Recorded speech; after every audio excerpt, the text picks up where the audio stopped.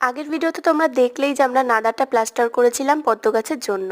তো আজকে আমরা এসেছি এই বাওড়ের ধার থেকে পাক্কাদা নিতে। আগে তোমাদের সাথে যে বাওড়ের ভিডিওগুলো শেয়ার করছি তাতে কিন্তু এত জল ছিল না, কিন্তু এখন দেখো জল কিন্তু উপচে পড়ছে।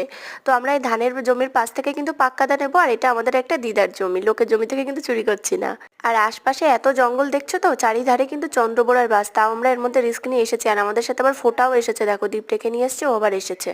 তো বাড়ি এসে দেখি নাদার মধ্যে ওর কাদাগুলো দেওয়া হয়ে গেছে। এবার ওই পদ্ম গাছের যে কন্টেনারটা ছিল, এটা বিরিয়ানির কন্টেনার ছিল, তো ওটা ব্লেড দিয়ে কেটে গাছটা কিন্তু বসিয়ে দিয়েছে। আর এই পাতাটা দেখো কি সুন্দর হয়েছে। তারপর গার্ডেন পাইপ দিয়ে নাদাটা ফুল করে দিল। আর সেই গাপ্পি মাছের বাচ্চাগুলো এবার ট্রান্সফার করার পালা। তো একে একে সব আমরা ছাঁকনি দিয়ে ছেঁকে তারপরে কিন্তু এই মগের থেকে ঢেলে দেবো।